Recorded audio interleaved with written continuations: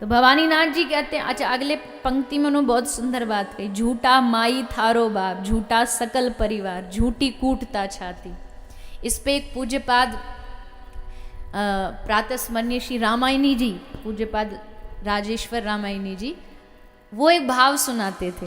वो कहते एक बार एक आदमी, बाबा जी ऐसे ही प्रवचन करते थे, अब साधुओं के पास जाओगे, कथा प्रवक्ताओं के पास जाओगे, यही कहेंगे दुनिया झूठी है, भगवान सच्चा है।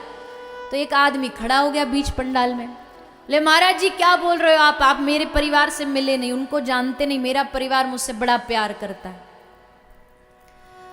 तो ऐसे ही कोई महापुरुष होंगे, उन्होंने थोड़ा योग सिद्धि जानते, तो उन्होंने कहा अच्छा एक काम कर, एक परीक्षा लेके देख, एक ट्राई करके देख, तेरा परिवार तुझसे कितना प्रेम करता है। उन्होंने योग सिद्धि सिखा के उसको थोड़ी देर सांस रोकने की विधि सिखा दी। अब सांस रोकने की विधि सिखाई, घर आया, उसको सब समझा दिया प्लान कि ऐसे ऐसे करना। घर आती पड़ गया एकदम धड़ाम से, क्या हुआ, बोला अटैक आ गया, रुक गई। और जैसे वो मरा, मतलब मरा तो नहीं था, नाटक कर रहा था, सांस रोक के पड़ गया। अब तो महाराज घर में हाहाकार मच गया, चारों ओर से पत्नी आ रही है, बच्चे आ रहे हैं, बेटा बेटी ससुराल से भागी भागी, हाय मेरे पिताजी, हाय मेरे पिताजी। और पड़ोसी आ गए, और पड़ोसियों के पास तो एक ही बात होती, बड़े अच्छे आदमी थे, जब थे तब जीने नहीं देते, और जब चले गए तब बोलते बड़े अच्छे आदमी थे। कितना सबका ध्यान रख।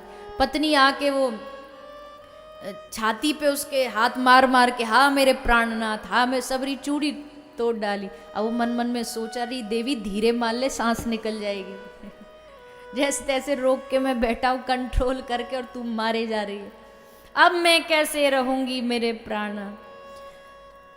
तो तभी वो महाराज जी की एंट्री हुई, जिन्होंने पूरा प्लान बनाया था। वो आ गए, महाराज जी ने कहा जय सिया राम, जय सिया राम। तो सबका ध्यान गया, बोले क्या हुआ बालक, बोले महाराज जी ये चले गए। महाराज जी अब हम कैसे जिएंगे, परिवार कैसे चले। महाराज जी बोले कोई बात नहीं, हमारे पास सल्यूशन है, उपाय है।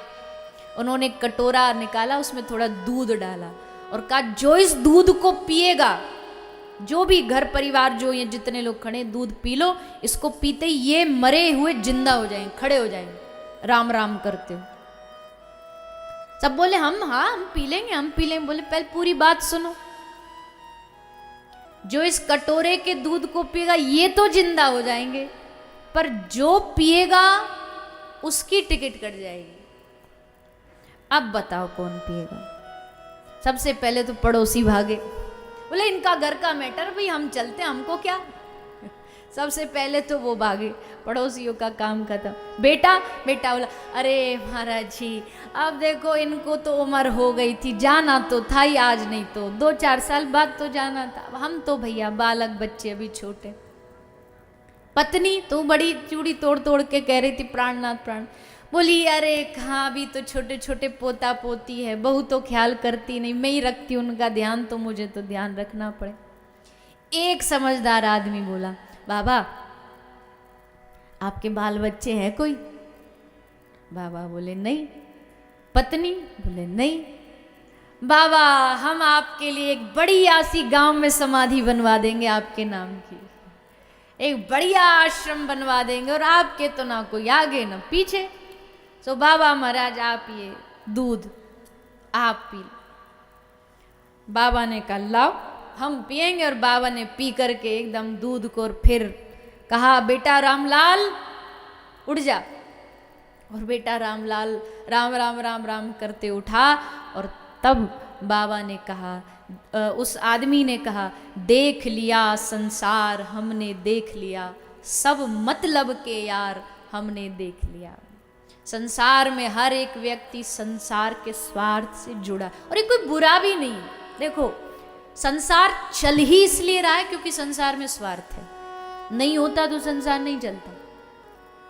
ठीक है संसार में स्वार्थ था है, और मैं लाख प्रवचन दिलूं तो भी रहेगा, कोई बात नहीं। बस ये ध्यान रखना चाहिए संसार के रिश्तों में स्वार्थ हो चल जाएगा, धन का स्वार्थ हो चल जाए, लेकिन 2 रिश्तों में स्वार्थ नहीं होना चाहिए। एक भक्त और भगवान का रिश्ता, एक गुरु और शिष्य का रिश्ता, इसमें स्वार्थ नहीं होना चाहिए। हम इतना स्वार्थ में डूब गए कि हमने इन दोनों रिश्तों में भी स्वार्थ घुसा दिया।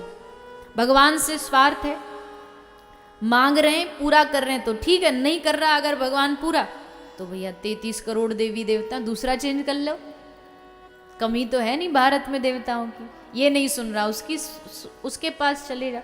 पर ये भक्ति का सही तरीका नहीं। एक भरोसो एक बल, एक आस विश्वास। तुलसी बाबा कहते एक भरोसा रखो, डुबा दे तो भी उसकी मर्जी।